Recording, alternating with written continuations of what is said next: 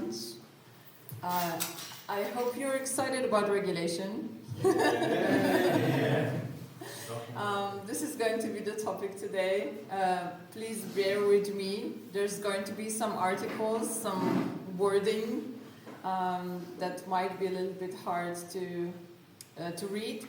But I wanted to maybe present myself first and my organization, and then ask where you are, how much you know about this, so I don't want to repeat myself and make this presentation boring, but do something that would benefit you. We have 30 minutes, and as there's not many people here, I would like to make it as interactive as possible. So if you have any questions, if you have any problems, doubts, let's discuss this. Rather than this presentation. I will send it to you later on. Probably there's a way how to distribute this presentation, so you can always read it, reach out to us, we're happy to give more information and share more information. So my name is Marina. I'm a co-founder of the European Crypto Initiative, which is a non-profit based in Brussels. We are an advocacy group, which means that we talk to regulators, we monitor whatever is happening, mostly in Brussels. So when there's something which is a new law, a new draft of a new regulation or a directive, we make sure that we check it out. We see if there's any, connections to the crypto ecosystem or to the blockchain ecosystem, and then we decide how to react to this. Sometimes we talk to regulators, we do have meetings with them, sometimes we write position papers, sometimes we do even open letters, PR activities, etc., in order to educate regulators, but at the same time we also want to somehow be involved in how those regulations are shaped. This organization has been kind of brought together by 3 individuals. One co-founded the ADAN, which is a French similar association, the other one Bundesblock, which is the German, and I'm coming from Slovenia. So we all joined together, and basically 3 years ago when MiCA was first published, we at that time started working with the European Union on these topics. When we first read MiCA, you probably know about it, Markets and Crypto Assets Regulation, we were pretty worried specifically about the decentralized use cases. Specifically DeFi projects, DAOs, some layer 1s, and that is where we said that we need to, in a way, step up and share more about this topic. So now I want you to collaborate a little bit. Have you heard about the Markets and Crypto Assets Regulation before? Okay, no, okay. So that's a good sign. Are you in any way worried about regulation with the projects that you work on? I suppose you are already working in the crypto space? Yes, okay. If anyone wants to share anything at the beginning, I'm open. No? Okay, let's dive in. Again, in any of the part is going to be boring, please let me know. This is pretty important, the timeline, and also what MiCA is. So MiCA is a regulation, which means it's going to be directly applicable in all the member states. It's going to be identical in Italy, Lisbon, Berlin, everywhere in Europe, so you cannot escape it. You cannot just move to Lisbon and say, I don't want to be compliant with MiCA. This is very important. It's going to be applicable at the beginning of 2024, end of 2024, beginning of 2025. So there's still a few months until then. But the most important part is that the part that regulates stablecoins, it's going to be applicable already in summer this year. So it started 5 years ago. It's a really, really long process. The whole legislative process in the EU is really long, but now we came to a conclusion. This year during summer, it was published in the official journal in the European Union, and we have some time until it's going to be applicable. What's happening during this time is that certain organizations that you might have heard about, the European Securities Market Agency, the European Banking Authority, they are thinking about how to implement those rules, and they're talking to national competent authorities.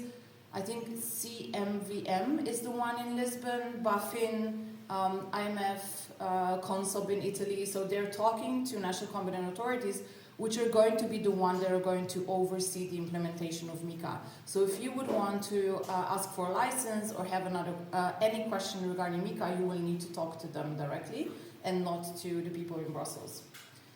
But what does MiCA regulate? MiCA does regulate the issuance of crypto assets, so any kind of issuance of tokens, and does regulate also the crypto asset service providers. There's a list of crypto asset service providers, most exchanges, custodians, etc. So those standard, I would say, suspects. But there is a list, and if you are on the list, most likely you will need to ask for a license in order to, in a way, operate in Europe. So what MiCA regulates is the access to the European Union market. So whatever you want to offer to the European Union citizens, you will need to be compliant with MiCA. So again, you cannot escape by going into another jurisdiction, let's say Cayman or whatever. It doesn't matter in a way where you incorporated. If you want to offer your services in the European Union, this is where you need to be compliant. So there are certain rules when it comes to issuance of crypto assets. This is the rules for crypto assets that are non-stable coins. For stable coins, the regulation is much more stricter. But when it comes to issuing crypto assets, the rules are mostly about disclosure and transparency requirements through a white paper. So a white paper is going to be very similar as a prospectus, if you have already heard about it. It's going to be a long document where you will need to write specific information that are prescribed. It's not a technical white paper as we are used to, but in this case, you will need to disclose who is the entity, what are you doing, what is your business model. Marketing communication rules will apply to your token issuance. You will need to have some professional behavior. There's also rules of how your team should be composed of, like there needs to be people that have experience in the space, etc. There's also some rules around security and managing conflict of interest. So there are certain rules around the governance of your internal organization around that. There's also very interesting part that speaks about energy consumption. So when you're writing this paper and issuing the paper, you will need to assess the energy consumption of your project, of your tokens.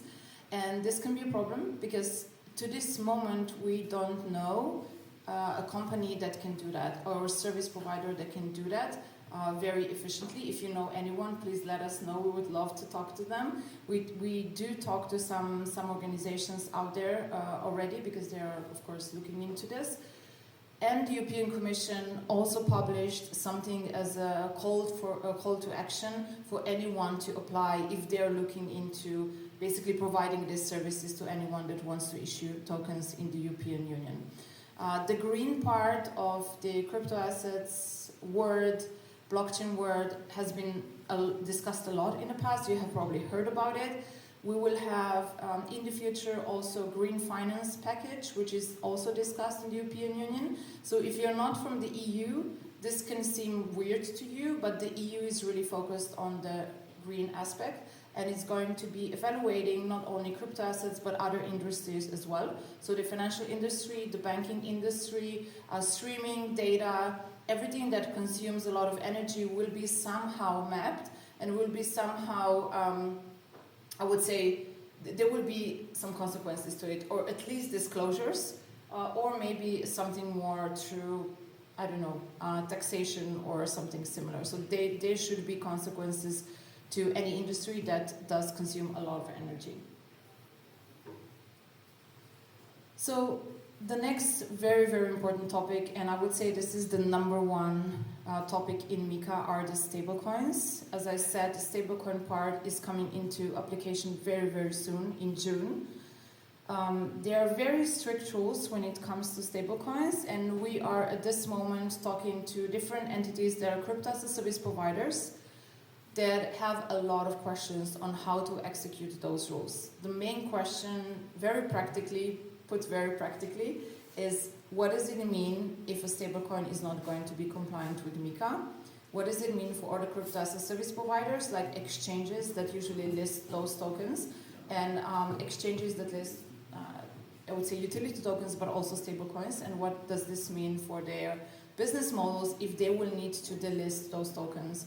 You have seen some news, I think 2 weeks ago on Twitter, Canadian exchanges or exchanges that have been offering services in Canada have already delisted some of the stablecoins, I think DAI and some others. So I would say that we can expect something similar happening in the EU.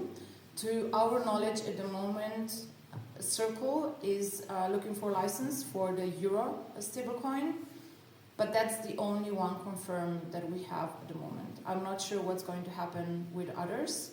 No one knows at the moment, or at least we don't know. Again, if you have more information, we're happy to discuss this. But our assumption is also, after talking to lawyers, etc., is that if a token will not be compliant with MiCA very soon, in a few months, they will most likely be delisted from exchanges. Only, again, for the European Union market. So if you live in Europe, that might be a reality. But let's go back to what does even MiCA say when it comes to stablecoins. So we have two different types of stablecoins. Ones are referencing the value through a combination of different assets. Those are asset reference tokens. And the other type is the stablecoins that reference their value through a single official currency, and they're called the e-money tokens. So the most of the ones we know are e-money tokens. The regulation is very similar to what we had in the past. There was an e-money directive, and the one that has already a license is Monerium, if you have heard about them. They are already collaborating with Gnosis, and they already have this license. To my knowledge, it's the only, in a way, stablecoin. They're basically putting euros on blockchain. But just to give you a little bit of example how MiCA works. MiCA is not only copying the e-money directive that existed in the past, so Monerium exactly has already this license, but has added additional activities that those projects need to follow. So Monerium now has a license, but still needs to comply with some of the rules from MiCA, and still has quite a lot of work in order to basically be compliant until the deadline. There are some additional rules when it comes to how the tokens are issued, etc. But there's also some rules that apply to their functionality when it comes to payments. So this is, again, one of the most problematic parts of MiCA. As EUCI, we do love MiCA to a certain extent.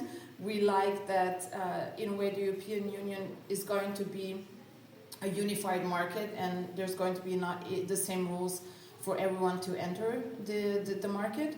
If they're not based in Europe, again, it's going to be much easier to penetrate, but at the same time, there are certain rules that are, to some extent, impossible to follow, I would say, today. So there is a limitation of 200 million for non-euro denominated stablecoins to be used as payments in the European Union daily. If you know how token issuance works, token stablecoin issuance works and payments, etc., I can't think about the way how to comply with this. So this is also why I think that most of the existing stablecoins that are non-euro denominated most likely will not ask for a license right now, because it's going to be almost impossible to follow how much of those tokens are used for payments. And there are certain other rules that say that when this, in a way, threshold is reached, you will need to stop the issuance, which in a way would not even help with reaching those goals, because again, maybe someone else has those tokens and they would just like use a lot of them for paying something that is very expensive. There is a logic behind that. The European Union, one of the 4 goals of MiCA was to basically think about the financial stability of the European Union, and they thought that if dollar would be used through stable coins in European Union for payments, that was destabilized the European Union and how we're using the euro and in a way the market and how strong the European Union financial market would be. But at the same time, there's going to be very, very important consequences to this, to our everyday life as users in this space. The other part that is also pretty important, especially to the ones that are working with non-fungible tokens, is that in theory, non-fungible tokens are not regulated in MiCA and they are excluded. The problem is that we have a non-definition of non-fungible tokens, which means that no one really understands what non-fungible tokens are. When we discussed with regulators, we had a feeling that there should be a very strong sign of uniqueness of non-fungible tokens, and there should be a very limited number of tokens that should be issued as non-fungible. Whenever there is a very small likelihood that they could become somehow fungible through, I would say, secondary markets. So even if you issue, I don't know, 2,000 tokens that are issued through a certain ERC standard, if we talk about Ethereum, as this is the Ethereum conference, if I can buy, I don't know, 20 of them for the same price, it shows a sign of fungibility. And in this case, the non-fungible tokens that we call non-fungible would legally not be non-fungible, most likely. They will be crypto assets. And the problem would be that in this case, when you do issue those tokens, you would need to comply with the first thing that we discussed at the beginning. We would need to go back to the issuance of basically white papers. Sorry. So that's the problematic part. MiCA, unfortunately, when it comes to issuance of tokens, is looking at the issuance as ICOs in 2017 and 18. So they think that there is going to be only one issuance and then all the tokens will be issued. When it comes to, again, the problematic of non-fungible tokens, if you do continuously issue or mint those tokens, there is no, I would say, lean approach to this being regulated through MiCA, at least from our understanding at the moment. So in theory, you would most likely need to write a white paper every time you issue one. The other thing with white papers that I haven't mentioned before is that when you write a white paper, you need to send it to the regulator, but only as a notification. So you don't need to wait for their approval. You don't need to ask for a license. You only send it out there. If there's any problems, they will probably reach out to you, but there is nothing happening. You're good, and you can issue your token. So before we go to level 2 and level 3 measures, I would like to stop a little bit here and maybe again use our time if you have any questions or any thoughts about what I just said. Yeah, I do have a question about like the cap on transaction volumes. Yeah. Because they seem quite low to me if you compare it to like just activity of even the current euro stablecoins or USDC. I think it's like already an order of magnitude higher than. Just for payments, not for volume. Not yeah, for just for transactions. payments. Yeah, okay. Yeah, but it's like is a token transfer to another person, is that considered a payment? That's a good question. This is why I'm going to talk about the secondary and third measures, but most likely not.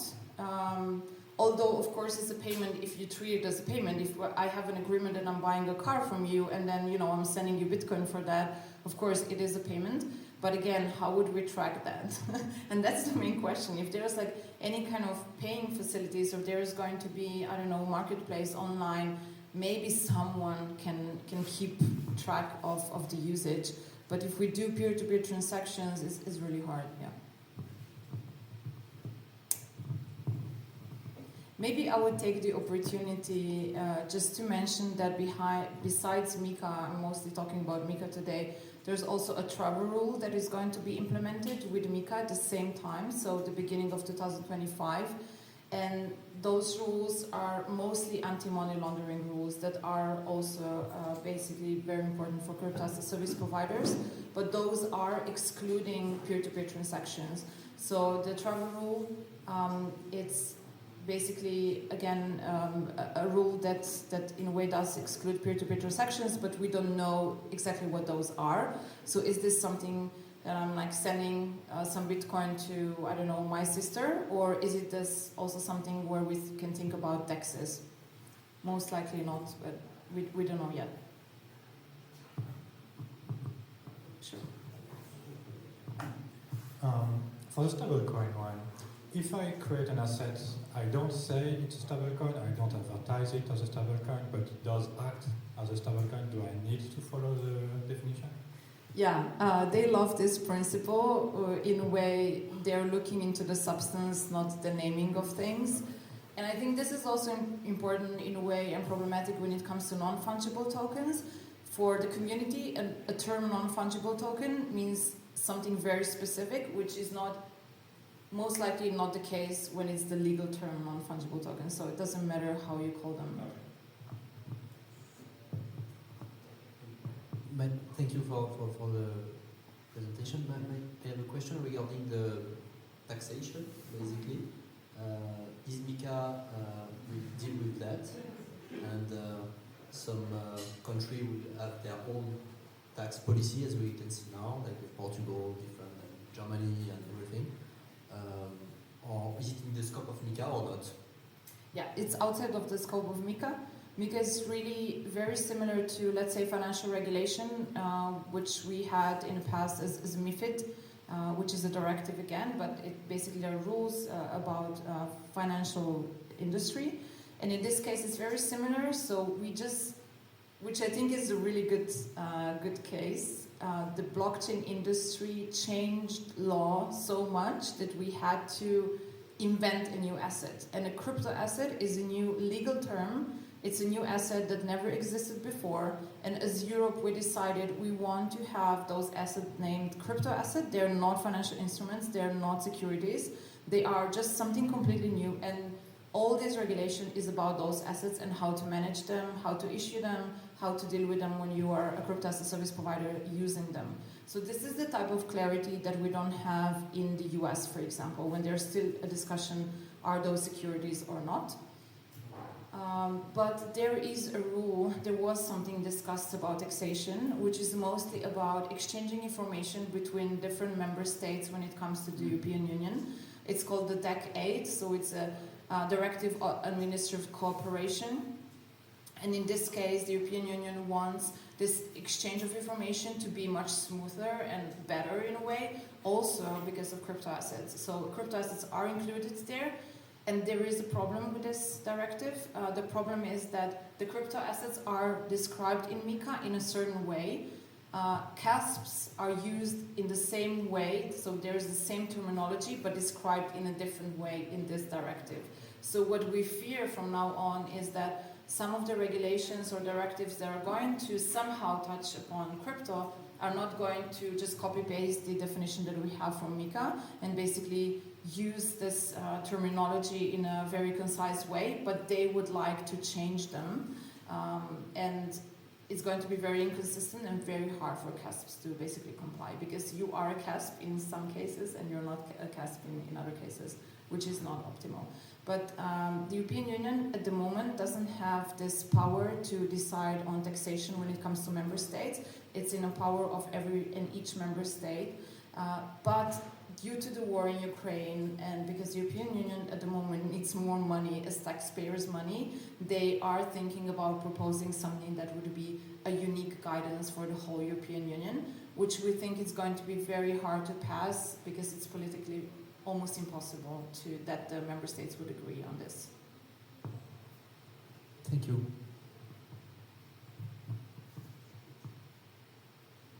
Okay, no questions? So I'll move forward. So that's not all. I know there's been a lot of information, but we have finalized MiCA. There is no possibility of changing the text at the moment. It is published in the official journal. There is the secondary and technical process, as we call them, with ESMA and the European Banking Authority, where they issue regulatory technical standards. And those standards are basically helping us understand better how to interpret MiCA. When we think about the non-fungible token, there is a non-definition, as I said, and maybe ESMA will help us understand better. What we think is really important here is that ESMA is collaborating with the industry. We do have meetings with them. They are organizing workshops. They're organizing workshops even through the European Banking Authority. Currently, we're discussing some of the measures linked to asset reference tokens and significant e-money tokens. That, in a way, significant e-money tokens means that there's a higher volume of those tokens used. There's an international way of how those tokens are used, and the rules for those are going to be much stricter, and they're going to be also overseen directly by the European Banking Authority. So again, there is a dialogue. I think it's, again, much better to what we have seen in other jurisdictions. But what is also important is that we really do need to follow those rules, and we need to reply to those. EUCI is doing this. So again, if you have any ideas, comments, we would like to talk to you later, because we would like to kind of capture the idea of what the industry thinks about those rules. And we need to, in a way, share those with people that are working in ESMA. Some of the most important things that they're going to decide or give us guidance to is, when do we decide in practice if an asset is a financial instrument or a crypto asset. As I said, we have decided that crypto assets exist. This is a really good point that we have in MiCA. But then every person in BaFin, in AMF, in Consop, they will need to look into this paper and say, oh, I think it's very similar to a financial instrument that we have used in the past, or it's completely new and it's, let's say, Bitcoin or Ethereum or something, and it's for sure a crypto asset. So in this case, I can say that when we have talked to them, they are used to financial instruments, they are used to securities, and they have this idea in mind already. And I think we need to be very, very careful as a community to try to advocate for the existence of crypto assets and for a very clear definition, so we can help everyone in the process basically understanding what those crypto assets are, how do we identify those, and what is the difference between those and the financial instruments. Another thing that is a little bit problematic is that the financial instruments are defined in a very different way in each member state, because MiFID was a directive, which means that is in a way applied different in all the member states. And so we have a unique definition of a crypto asset, we have a non-unique definition of a financial instrument, and now I don't envy people working on this in ESMA at all, because they're going to have a really, really hard time doing that. So is anyone here interested in DeFi? Yes, okay, perfect. We have a special part on DeFi too. So what we have somehow negotiated over the last 3 years is that the decentralized use cases are excluded from MiCA. And this is how it's written. Where crypto asset services are provided in a fully decentralized manner without any intermediary, they should not fall within the scope of this regulation. So fully decentralized and without any intermediary, this is the standard. We don't have any other document explanation to what this means, and this is something that we need to think again as a community, as someone that works in the space, what does this mean? And the standard, I feel it's set really, really high, and we have to explain to regulators, and kind of my colleague Anya, that is also here, we had a conference yesterday, and she explained yesterday that we almost feel like we have to defend in front of the regulators the whole community and saying decentralization is possible and it does exist, and then we need to showcase some use cases, or at least explain how in theory or in practice this decentralization would actually come into place. Besides that, besides this very small part, I want to be very precise here. MiCA never says DeFi is excluded. MiCA only says fully decentralized use cases are excluded. If we think about what is DeFi, if they regulate stable coins, aren't stable coins a part of DeFi? If they regulate something else, isn't that part of DeFi? So I wouldn't say DeFi is excluded from MiCA, but we need to be, I think, a little bit more precise. Although there's no rules that are defining or regulating staking at the moment, nothing that talks about lending, nothing that talks about most of the, I would say, use cases that we deal with in DeFi. But we had 3 very interesting documents, and if you're bored today or tomorrow or any time in next months, you can read them. 2 are coming from France. The ACPR is a French banking authority, and AMF is a French securities market authority. They wrote a document on DeFi. They are the first in Europe, very similar to what happened before MiCA. France was basically leading this area, and they also proposed MiCA, to my understanding, to Brussels. And we can expect something similar happening in the future. We have elections this year, 2024, in April, and after deliberating, after their 100 first days, the European Commission will most likely come up with a plan on what is going to be discussed in the next 5 years. And what we know, the European Union works very different from what you see right now in the US. European Union decides at the beginning, the European Commission, what they're going to work on in the next 5 years, and this is most likely going to happen. So we knew at the beginning of the last mandate that they want to work on the digital finance, and MiCA was a part of it. We knew that they want to work on the whole AML package, and the travel rule when it comes to crypto was a part of it. So this is why also as EUCI we're discussing, and we will be presenting a document very soon about what and some suggestions to what they should look into. But again, 2 papers from the French regulators, and the one very interesting paper that was issued by the European Parliament and was written by one of the researchers, European researchers, and this one was pretty interesting because I would say it was looking a little bit more into how the US looks at crypto.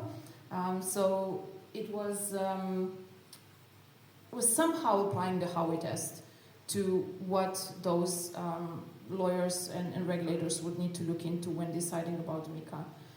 The ACPR and AMF paper were pretty interesting. We have a little bit of a recap here. I'm not sure I have enough time for that. But what was really interesting for us when we were reading those papers and of course responding to those was then the moment we start talking about DeFi, we looked into the technical aspect of those applications.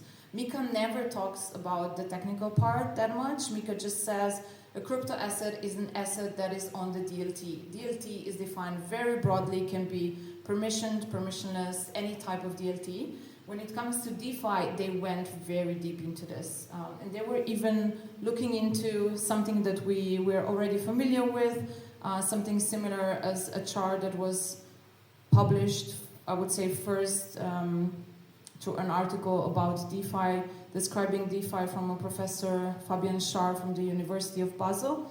So they used this, they went deep into layers 1s, applications, etc. They have, I would say, a very advanced understanding, but their ideas of how DeFi should be regulated, for example, what was the most problematic, I would say, from ACPR when they said, when there is a fully financial transaction or activity going on, we assume or we would suggest that DeFi would use private blockchain and not public blockchain in this case. So as we know, that could be problematic in very, very different ways. They're also suggesting something as an evaluation of security for layer 1s. So for example, there would be a number of nodes that they would require, and in this case they would assume that this layer 1 is secure enough for it to be used. Or they're also looking in standardization of smart contracts, maybe looking into regulating the auditing part. There were also ideas of regulating, let's say, oracles, or even having a centralized oracle that would be the one required to be used by regulated DeFi.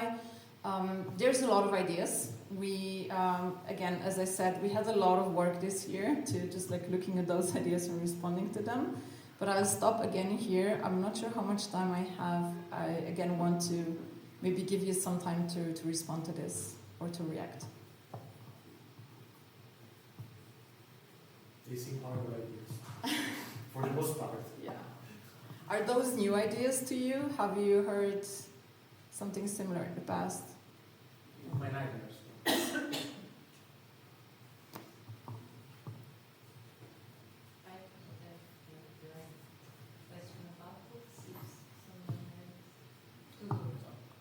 No, it's not a direct thing. A question about this. Basically, I have worked with network marketing, and it's like from 1960s that starts, and then some bad people decide to try to use and see an opportunity to pretend to really have a product like that isn't presently the money of people coming.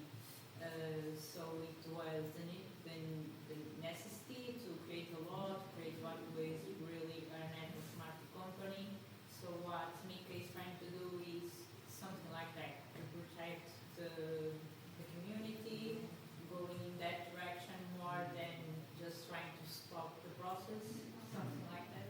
Yes, absolutely. I really came from this point of view of like, what are the problems with MiCA? MiCA absolutely wanted to, in a way, there was four different goals. One is protect the consumers. The one was protect the European financial, in a way, market, as I mentioned before.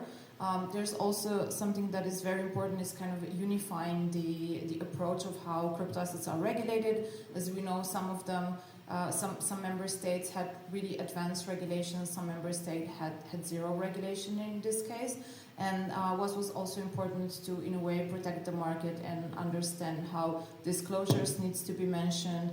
In a way, we're talking also about a competition. We're talking also about sometimes what kind of internal conflicts can happen in companies. We knew about some use cases that happen in the US. So we know that the financial market was regulated for a reason. We know there are very strict rules on internal, in a way, trading, exchanging information. We know that stocks are something that can be manipulated, and there are very strict rules. It's very, in a way, similar because crypto assets are traded. We know that if you have some internal information, there could be abuse on the market. So that was absolutely the goal. And it is one of the first regulations out there in the world. And of course, the European Union hopes this can be a standard and this can be used all over the world. But it seems that might not be the case, at least not at the moment. When we think about the global regulation, another very interesting document was the IOSCO, which is the International Organization for Securities Agencies. They have just issued a crypto asset paper, so something as MiCA, and they have also issued a DeFi paper, which was quite recent. We have also responded to that one, and I would say that it's equally looking at this regulation from a more maybe technical point of view. We had a question there, Nico. Yeah. Do you have another question? Okay. Yes, I was asking from a customer who has crypto, if I need to do anything or just the companies have to do something. Yeah, that's a great question. It's mostly for the companies. So it's just for the crypto issuers, crypto asset issuers, and crypto asset service providers. But also the users in the space are going to be affected because most likely some of the services that we know today will most likely not be offered in the European Union again, and maybe some new will be offered because there is much more clarity out there. There's also some discussions about quite famous accelerators out there that they would want to start doing maybe small ICOs only in Europe because there's going to be more clarity about that in the future. I'm confused about the exclusion of the DeFi because, like you mentioned DAI, for example, which is a stablecoin, but also like a DeFi system. Is it excluded or is it included in this? I would say the stablecoin is included, the token is not included. I mean, in a way, stablecoins and even decentralized stablecoins, I think it's really, really hard to exclude them from MiCA, in theory. We had a presentation at ECC, I think it's almost 3 years ago, when we saw the first draft, it was identical. We just said decentralized stablecoins are prohibited in Europe, and it didn't change. When it comes to crypto assets, in practice, if you think about utility tokens, the white papers, it's kind of obligation for the new issuance. If the token has already been issued and has been in a way listed on an exchange, most likely there's nothing to be added. But we still don't know. We'll see what are the basically implications of that. But if we think about from a perspective of a utility token, I think MiCA is the lighter approach possible. It's really light from a pure utility token issuance point of view. Thanks. Regarding the EUCI paper, I don't know if you remember the DeFi working group was led by the SEC staff. And the SEC is not an institution very crypto-friendly. So I mean, I think that might be somewhat politically oriented. I think there might be some political direction to the paper. Do you think the regulators are going to be interested in being aware of that information? Yeah, I think this is pretty important. Who's leading the whole group? The SEC led this group. The other group, the crypto asset group, was led by FCA, so the UK authority. But there are a lot of different authorities in this group that I think can influence somehow. We saw some of the parallels to the French reports and the EUCI reports, but I would say that maybe the EUCI report went a step further. Do you think regulators are going to be interested in the fact that maybe the agency which was behind this report was not very friendly towards them? I can comment later when I'm not recorded. Okay. Okay. Thank you. You can finish. That was mostly, I think, if it's the time, I would rather maybe spend some more minutes if somebody has a question, but that was mostly what I wanted to say. Thank you. So, there is another question. I remember early on in your presentation that you mentioned a couple things. The token issuers have to present themselves in a professional manner. Can you go a bit more deep into that? Yeah, so there is a requirement mostly for crypto asset service providers where they said that the management in the team needs to be professional, needs to have experience, you need to show that they had a good standing and reputation in the space, etc. So it was mostly like if you think about how to prevent FTX, how to prevent all the other things that happen. So let's try to find someone very similarly to what we know in banks and other financial institutions that have some track records that, you know, is I'm assuming that encompasses as well communication through social channels and the marketing pushes. Yeah, so that's another thing, the marketing regulation, yes. We were looking into the rules and we were even imagining how can we communicate very similarly to how we are doing right now through Telegram about certain things. We know that most of the communities already are not communicating or talking about the token price, of course, but even anything related to a crypto asset without a disclosure, I'm not sure it's going to be possible. So there's going to be very, very practical limitations to this as well. And is there something that is clearly stated? Do not discuss about this, do not make posts about this?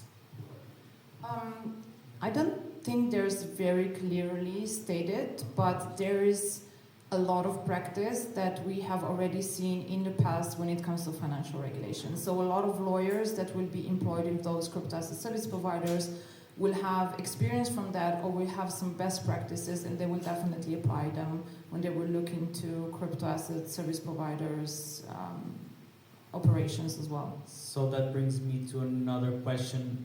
The best practices that have been employed thus far in marketing communications and social media communication for projects would generally apply from now on with MiCA still? Again, not identically because it's not the same regulation, it's a different regulation, but somehow partially it could be the case. Okay. Thank you. Thank you. Thank you, Marina, everybody.